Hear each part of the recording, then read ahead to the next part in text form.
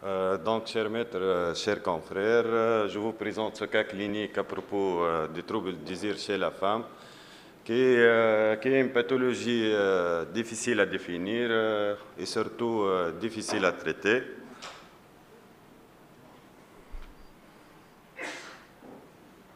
Donc, madame S, âgée de 42 ans, diabétique, avocate, mariée depuis 10 ans à monsieur M, âgé de 50 ans, sans notion de conception antérieure. Elle n'a pas eu d'activité sexuelle depuis 8 mois. La patiente rapporte la notion de dyspareunie depuis 2 ans. Devant ce tableau, quelle conduite proposez-vous? Donc, pour les réponses, un examen pelvien. Pour les résidents qui votent pour l'examen pelvien, lèvent le bras. Deuxième réponse, dosage hormonal. Qui vote pour le dosage hormonal? Troisième réponse, faire une échographie pelvienne.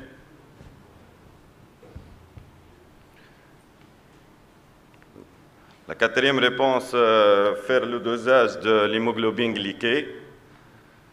Cinquième, utilisation d'un lubrifiant. Donc, on passe pour les réponses correctes. Donc, pour résumer, c'est une femme qui est diabétique, qui n'est pas, donc elle est diabétique, ne prend pas de contraception, qui présente une dyspareunie depuis 2 ans. Oui. D'accord.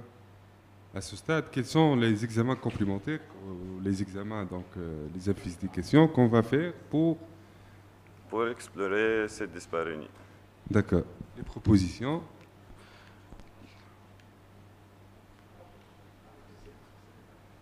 Les propositions. Pour l'exploration, sinon donner une solution, plus ou moins, une conduite. Un examen pelvien. Donc, ils votent pour l'examen pelvien. Dosage hormonal. Échographie pelvienne.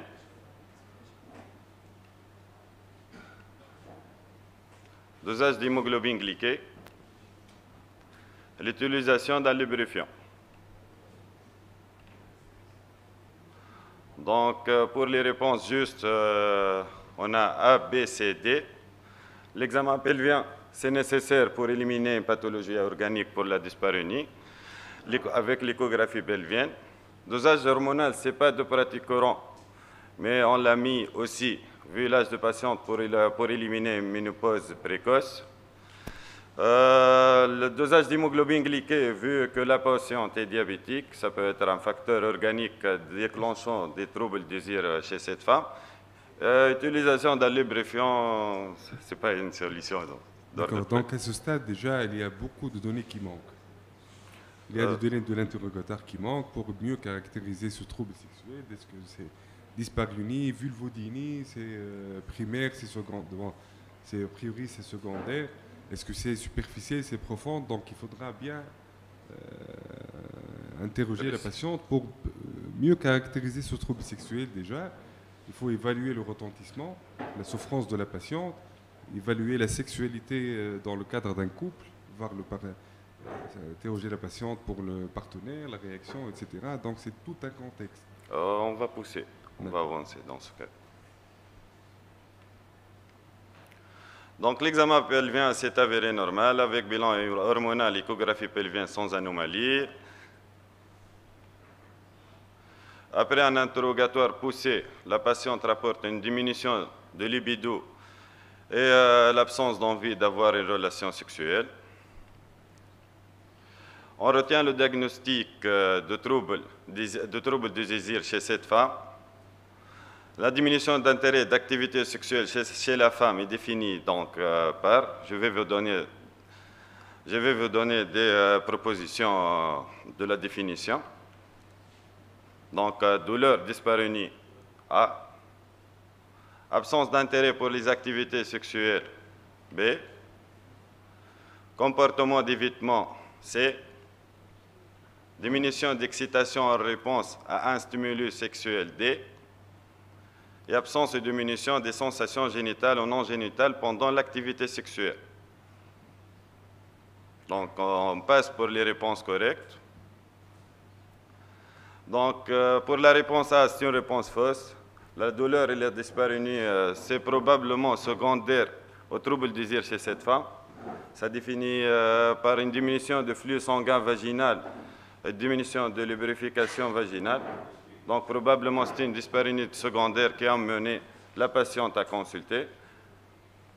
Pour la réponse B, absence d'intérêt pour les activités sexuelles, c'est une réponse correcte. Les comportements d'évitement, ça se voit surtout dans d'autres pathologies comme le vaginisme. Réponse D, diminution d'excitation en réponse à un stimulus sexuel, c'est une réponse correcte. Absence ou diminution des sensations génitales ou non génitales pendant l'activité sexuelle. C'est une réponse aussi correcte. Ce sont les réponses, ce sont plutôt les critères de définition de trouble du désir chez la femme dans le DCM5. Donc là, ça On a 6 critères, ce sont 3 critères parmi ces 6 critères. Donc là, ça démontre que les dysfonctions sexuelles sont souvent associées. Donc c'est une femme qui a consulté pour une dyspareunie, finalement c'est une dyspareunie secondaire à un défaut de stimulation, à une baisse du désir. Donc la dyspareunie, elle est secondaire à un problème du désir sexuel. Donc on passe à la question suivante. Quels sont les éléments pouvant expliquer la baisse de désir chez cette femme? La réponse A, diabète déséquilibré. B, fatigue et stress. C, dépression. D, âge. E, relations sexuelles non satisfaisantes. Donc, nous avons des réponses.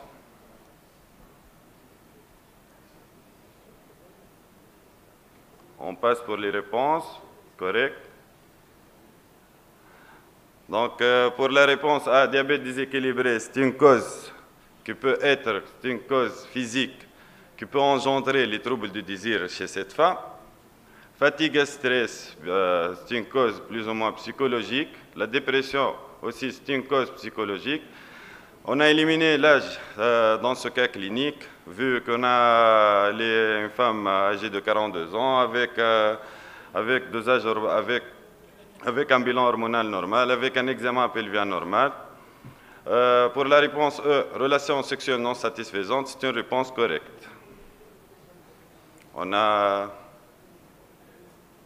passe. Donc, pour la dernière question, quelle est votre conduite à tenir? Pour la réponse A, enrichir la vie sexuelle de couple, utilisation des stimulus, faire des rapports sans pénétration pour augmenter la sensualité. Qui vote pour la réponse A? B, traitement hormonal. Il y a quelqu'un qui vote pour la réponse B? C, thérapie de couple. D, équilibration de diabète. E, changer de mari. Qui vote pour changer de mari? Merci à vous. Les réponses correctes sont enrichir la vie sexuelle de couple, c'est thérapie de couple surtout, et l'équilibration de diabète. Donc, la conduite à tenir, c'est le trouble du désir chez la femme, c'est surtout une thérapie comportementale convenable avec thérapie de couple. Les traitements médicamenteux seront dans le dernier recours. Merci à vous.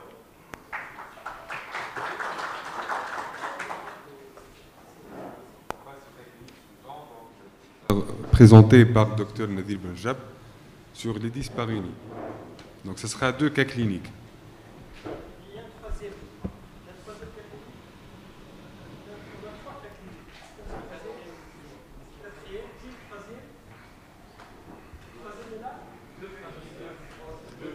Deux cas cliniques. Donc, on va réaborder le sujet des douleurs sexuelles par le biais de deux cas cliniques. Donc, Donc, le premier cas clinique, il s'agit d'une dame âgée de 32 ans, mariée depuis 2 ans, G0P0, qui commence à être suivie pour une infertilité primaire et qui consulte pour des douleurs génitales récurrentes lors des rapports sexuels apparus depuis 6 mois, avec une aggravation progressive déclenchée lors de la pénétration profonde, rendant impossible plusieurs positions sexuelles. Cette douleur a été évaluée selon l'échelle visuelle analogique à 8 sur 10. Donc la femme dit que la douleur est devenue telle que l'acte sexuel est devenu un moment pénible pour elle et son mari, faisant entrer le couple dans une anxiété, une phobie constante des rapports sexuels. Donc quel est le symptôme que décrit cette patiente? Donc s'agit-il d'un vaginisme, d'une dyspareunie superficielle, d'une dyspareunie profonde, d'une vestibulodynie ou d'une vulvodynie. Donc oui, c'est la réponse C, c'est une dyspareunie profonde. Donc, quels signes associés doit-on rechercher à l'interrogatoire? Donc, doit-on chercher une dysménorrhée, des douleurs pelviennes chroniques, une dyschésie, qui sont des douleurs lors de la défécation, des signes urinaires, des leucorrhées. Donc, quelles sont les bonnes réponses? En fait, toutes ces réponses sont bonnes. Donc, dysménorrhée, pourquoi? Pourquoi la dysménorrhée?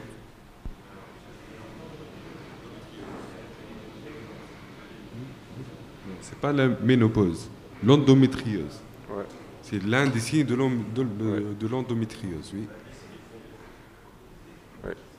Pour les douleurs pelviennes chroniques, c'est surtout donc, dans un syndrome douloureux général du pelvis. Pour la dyschésie, parce que le vagin il a un rapport très intime avec la partie terminale du tube digestif. De même pour les signes urinaires, et il faut toujours chercher des leucorrhées, la présence de leucorrhées. Une infection génitale haute peut expliquer également des dyspareunies profondes. Voilà. Donc, à la reprise de l'interrogatoire, la patiente rapporte une dysménorrhée depuis 18 mois, avec quelques brûlures mictionnelles, survenues parfois de quelques douleurs pelviennes, en dehors des rapports sexuels. Elle rapporte aussi un vaginisme secondaire depuis 2 mois. On essaie de faire un examen clinique et on trouve une bonne trophicité vulvovaginale, avec absence de lésions ou de signes inflammatoires locaux. Donc, le toucher vaginal ainsi que l'examen au spéculum étaient impossibles à cause du vaginisme. Donc, devant ce tableau, quel est le diagnostic le plus probable? Est-ce une dyspareunie psychogène, une endométriose, une infection génitale haute, mais on n'a pas de leucorrhée, donc une adénomiose ou la névralgie du nerf pudendal. Donc, c'est effectivement l'endométriose. Pour l'adénomiose, elle donne des douleurs, elle ne donne pas des dysménorrhées, elle donne des douleurs lors de la phase lutéale du cycle. Voilà. Donc, voilà, c'est l'endométriose devant la dyspareunie profonde, avec la variation qui est très caractéristique selon la position sexuelle, devant l'infertilité et les dysménorrhées. Donc, on réalise chez cette patiente une échographie endovaginale. Donc, on trouve des lésions hypoéchogènes au niveau de la région cervico-isthmique, avec un aspect convexe de la face viscérale et concave de la face péritonéale. Et on trouve une atteinte du ligament utérosacré sous la forme d'un épaississement irrégulier et inhomogène. Donc, quel est l'examen complémentaire à réaliser pour confirmer le diagnostic d'endométriose? Et plutôt pour avoir une cartographie des lésions. Donc, est-ce les RM pelviennes, une TDM, la céliodiag, la laparotomie exploratrice, ou aucune réponse est juste. Donc, c'est l'IRM pelvienne qui permet... Ouais. C'est l'examen qui est le plus sensible à détecter les lésions de l'endométriose. La cystoscopie diagnostique est généralement indiquée après échec du traitement médical et traitement hormonal. Donc on peut faire une cystoscopie déjà diagnostique pour faire des biopsies, mais également en même temps opératoire si on trouve des lésions pour faire une exérèse des lésions et avoir un diagnostic histologique. Voilà. Donc, parlons un peu physiopathologie. Quelle est l'atteinte déterminant l'intensité de la douleur chez cette patiente? L'atteinte qu'on vient de décrire, c'est une atteinte qu'on vient de décrire. Qui a la réponse? Profonde, particulièrement intense, donc avec une échelle UVA 8 sur 10. Donc, d'après les explorations, quel est l'examen, quel est l'élément qui fait que les douleurs sont vraiment intenses? En fait, c'est une atteinte anatomique spécifique de l'endométriose. Voilà. Voilà. Donc, en fait, c'est l'atteinte des ligaments utérosacrés, qu'on voit ici. Voilà. Donc, ce sont les structures anatomiques les plus touchées dans l'endométriose pelvienne profonde. Donc, cette atteinte est responsable de douleurs intenses avec possibilité d'irradiation lombaire lors de la pénétration profonde. On peut tester cette atteinte juste à l'examen clinique, s'il est possible, avec un toucher vaginal et palpation de cul-de-sac vaginaux postérieurs. Donc, l'arsenal thérapeutique chez cette patiente comprend donc, une contraception cyclique ou continue, donc, une antibiothérapie, des antalgiques par voie locale, des antalgiques par voie systémique, la chirurgie qui consiste en la résection des lésions endométriosiques et la sexothérapie et la prise en charge psychologique de la patiente et de son mari. Donc, quelles sont les bonnes réponses?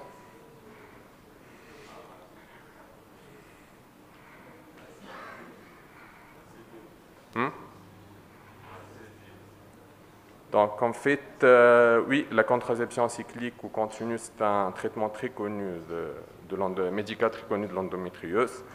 Donc, les antalgiques par voie locale, puisqu'il s'agit d'une douleur profonde, ils n'ont pas vraiment un effet. Donc, c'est une douleur qui siège au niveau du pelvis. Donc, la chirurgie, résection des lésions endométriosiques, oui. Et la sexothérapie et la prise en charge psychologique, c'est toujours une bonne réponse pour des troubles sexuels. Voilà. Donc, si on décide d'opérer cette patiente, quels sont les facteurs de risque de persistance de dyspareunie en post-opératoire chez cette patiente, si on décide de réaliser une résection des lésions endométriosiques? Donc, je vous remets le cas clinique pour voir.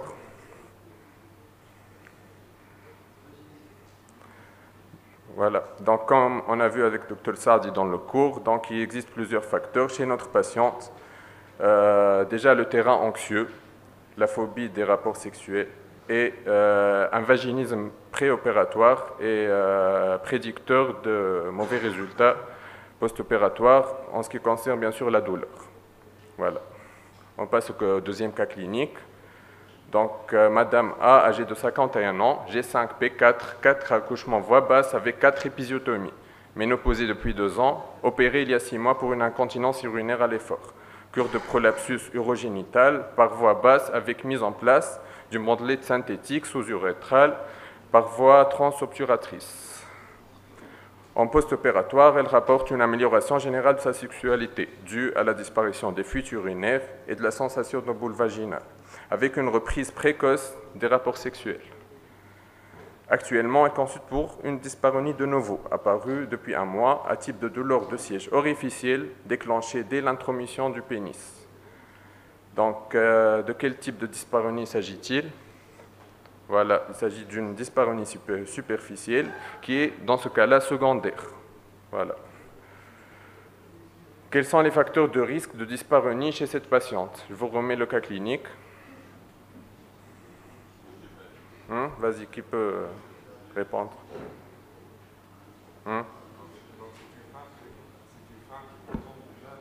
Facteurs de risque, voilà, des facteurs qui peuvent expliquer cette dyspareunie.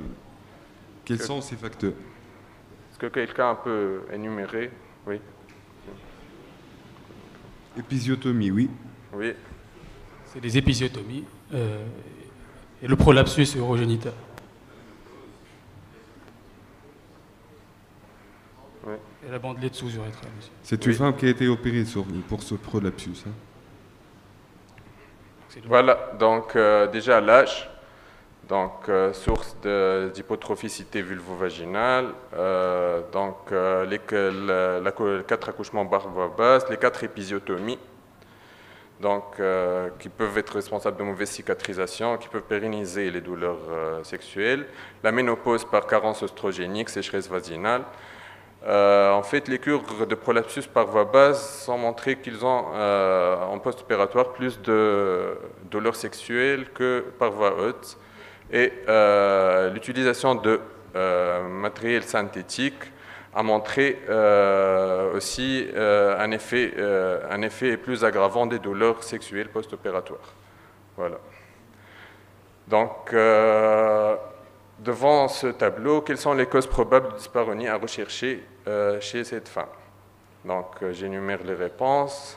Une intolérance locale, par rapport à la bandelette, bien sûr. Un défaut de cicatrisation post-opératoire. Une rétraction prothétique. Un sepsis leucorégional. Une érosion vaginale par la bandelette.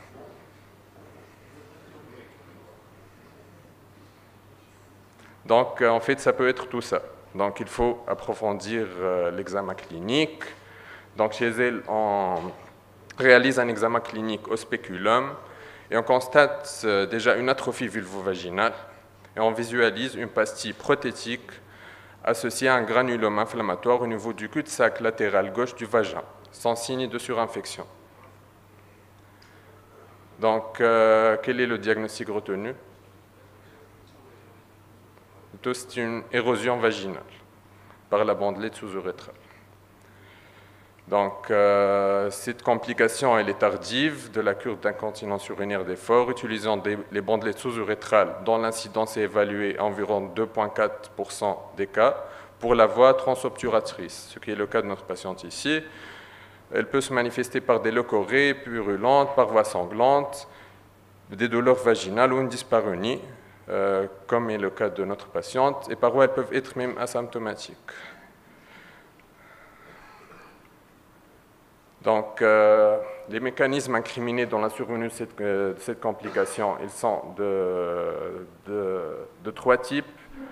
Donc, les facteurs liés à la patiente, l'atrophie vulvovaginale qu'on trouve chez notre patiente, une radiothérapie pelvienne, antécédent de chirurgie vaginale ou urétrale, la reprise trop précoce des rapports sexuels qu'on a trouvé aussi chez notre patiente.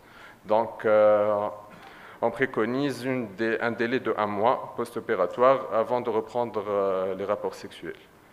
Donc, lié à l'intervention, donc des facteurs liés à l'intervention, une asepsie péropératoire qui peut être insuffisante, dissection vaginale trop superficielle, récessus vaginal antérieur profond insuffisamment desséqué ou une mauvaise suture vaginale à la fin.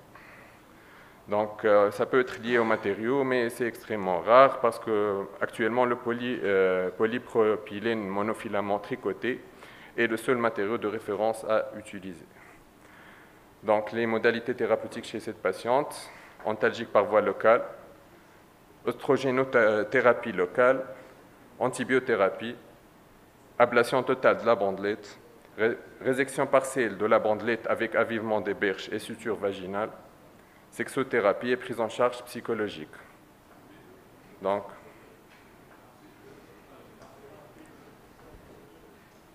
voilà. Donc, pour les réponses, donc l'antalgique par voie locale, puisque c'est une dyspareunie superficielle, elle sera efficace. Donc, la sexothérapie et la prise en charge psychologique, comme on a dit, c'est toujours une bonne réponse. Donc, l'oestrogénothérapie locale, oui, parce qu'elle permet une meilleure trophicité de la vulve et de la paroi vaginale et ça favoriserait la cicatrisation.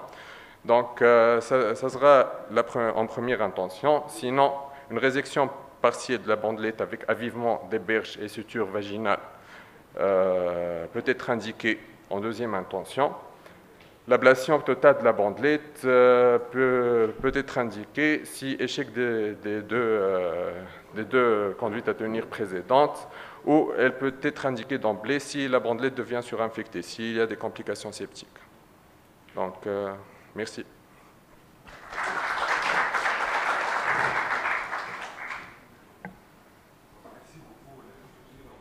Au 4e cas clinique,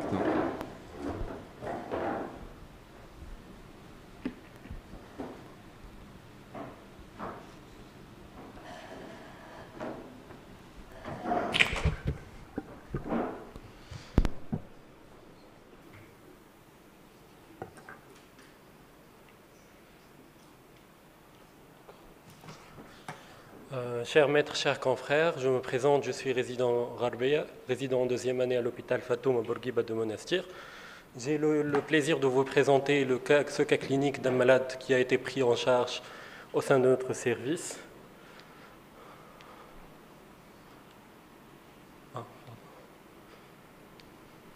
Donc, il s'agit du monsieur M, âgé de 36 ans. Il est marié depuis 1 an, marié et heureux. Il n'a pas encore d'enfant. Il est sans antécédents et il a présenté des crises tonico-cloniques généralisées idiopathiques, donc exploration cérébrale par imagerie normale. Donc, il a consulté un médecin neurologue de l'hypopratique qu'il a mis sous acide valproïque ou dépakine à la dose de 25 mg kg. Donc, à 3 mois de traitement, il a présenté une perte de désir et dysfonction érectile. Donc, la question qui s'est posée, y avait-il une relation possible de cause à effet entre la dépakine et la dysfonction sexuelle, selon vous? Donc, pour répondre à cette question, la première chose qu'on a faite, c'était détailler le diagnostic, de percer et de chercher une cause secondaire de cette dysfonction érectile, et ce, en poussant l'interrogatoire. Une évaluation psychologique a été faite, donc la nature du mariage, ses orientations sexuelles. On a cherché des atteintes neurologiques associées ou bien une prise d'autres médicaments. On a percé dans sa vie professionnelle, stress, travail, conditions, et des cas pareils dans la famille. Donc l'enquête a été négative. Donc le deuxième point était de compléter par des explorations biologiques. Donc pour les explorations biologiques, on a trouvé un taux de FSH et LH bas et un taux de testostéronémie bas concordant avec un hypogonadisme hypogonadotrope. Donc, le deuxième point, comme a cité Dr Tari tout à l'heure, c'était de bien analyser la chronologie de la prise de ce médicament. Donc, comme on a dit, il a pris le dépakine et l'apparition de la dysfonction sexuelle est apparue à 3 mois. Il faut noter qu'il n'avait pas d'antécédent de dysfonction sexuelle avant la prise de dépakine. Donc, finalement, on est passé à une revue de littérature. Donc, on a percé et on a trouvé qu'on parle de plus en plus d'effets mal connus et cachés de l'acide valproïque. Par exemple, je ne sais pas comment l'utiliser. Donc, le premier article, il a montré des cas. Donc, le premier article, il a montré des cas de dysfonction sexuelle avec une baisse de testostéronémie, une baisse de FSH et LH. On a noté même chez les femmes une dysfonction sexuelle et une hyperandrogénie. Il faut noter que le dépakine est utilisé en deuxième lieu chez les femmes jeunes, et ce pour son effet tératogène. Donc, et en France, on demande un consentement écrit avant de les rédiger. Donc, une méta-analyse ici a montré que le dépakine est associé avec une atteinte, une hypotestostéronémie et une baisse de FSH et LH, donc un hypogonadisme hypogonadotrope. Mais un labo s'est intéressé à l'effet in vitro du dépakine, l'acide valproïque, et on a trouvé que chez les rats mâles, l'acide valproïque induit une baisse du FSH, du LH, induit par GnRH, d'où une hypotestostéronémie. Aussi, chez les rats femelles, l'acide valproïque induit une augmentation de la testostéronémie et de la prolactinémie, d'où une hyperandrogénie, des troubles de cycle, une aménorrhée et une baisse de la libido. Pour conclure, on a trouvé quelques cas reportés dans la littérature, mais la bibliographie était limitée, contradictoire, donc il n'y avait pas d'effet randomisé. Donc à ce stade-là, on s'est dit la relation cause-effet est très probable mais non évidente. Donc quelle attitude thérapeutique adopteriez-vous?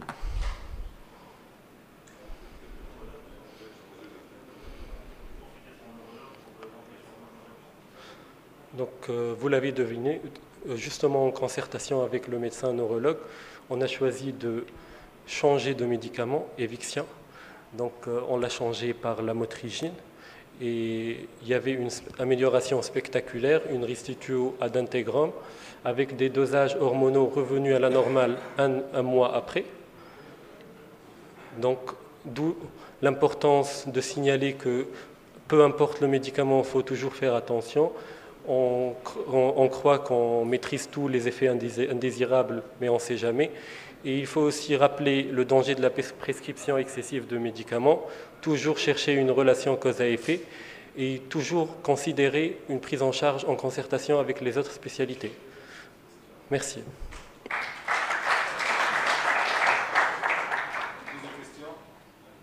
Oui, oui, bien sûr.